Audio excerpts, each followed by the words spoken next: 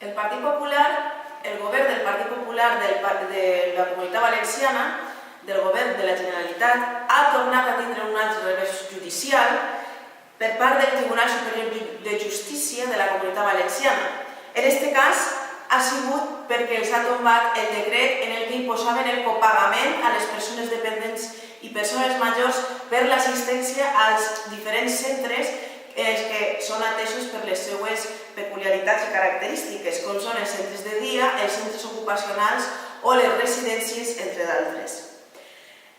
El grup parlamentari d'Esquerra Unida, en el seu moment, en les Corts, ja havia demanat que no feren un recurs a aquesta sentència, que no recurriren i, sobretot, que no tornaren a demanar aquest copagament a les persones que estan en aquesta situació i que per això van a assistir a aquests serveis que ofereixen en aquests centres. Doncs bé, el Partit Popular ha fet una vegada més el que ens tenen acostumats, que és no fer cas de ningú, no escoltar a ningú, ni als grups de l'oposició, ni tampoc a les persones representants del sector de la discapacitat i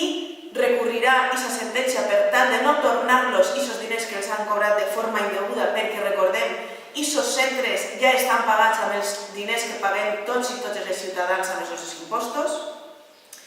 Però és que, a més d'això, el Partit Popular està empenyant en cobrar a les persones dependents i per això van a tornar a cobrar, esta vegada no com a preu públic, sinó com a una taxa que imposen per l'assistència a aquests centres que donen aquest servei a aquestes persones. Una taxa que començaran a cobrar a partir de gener de 2015 i que el mes que ve,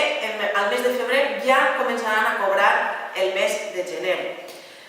Una vegada més, el Partit Popular ens ha demostrat la seva absoluta desvergonya i la falta de sensibilitat cap a un dels sectors més dèbils de la nostra societat, un dels sectors més vulnerables i més castigats per la crisi. Ja no solament és que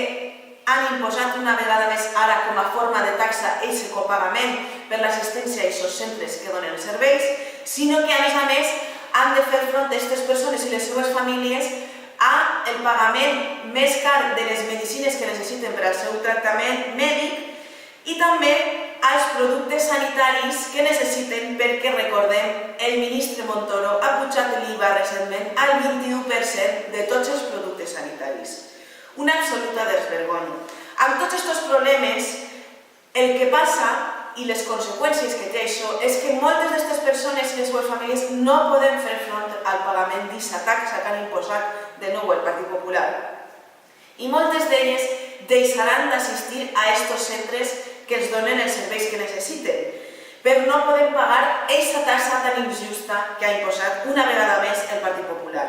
A nivell local la situació no és que siga molt millor, també ens afecta i ens afecta de forma directa. Esquerra Unida en el seu moment, quan ens van assabentar que això anava a passar ja fa pràcticament 2 anys, van ser els primers en denunciar i en oposar-nos a aquesta mesura tan injusta d'implantar el copagament, que és un repagament d'aquests serveis a aquestes persones i les seues famílies.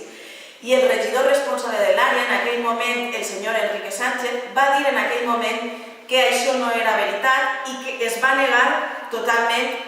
a acceptar que això anava a passar.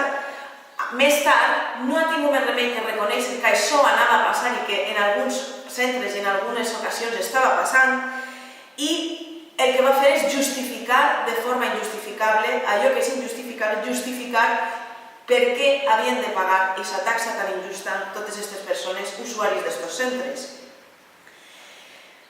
A nivell local tenim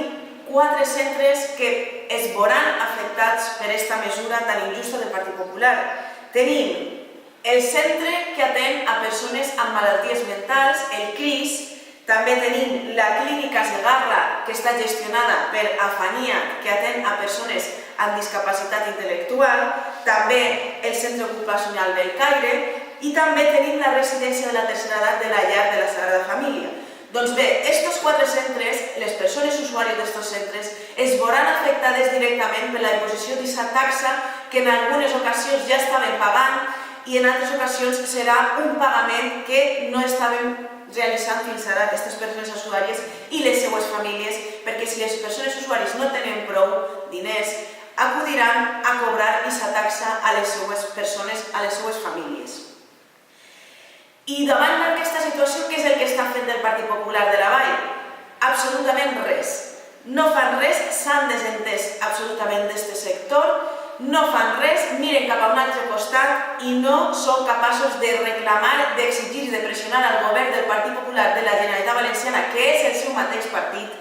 que facin alguna cosa i que retiren aquesta mesura tan injusta i que castiga a un sector molt vulnerable de la nostra societat.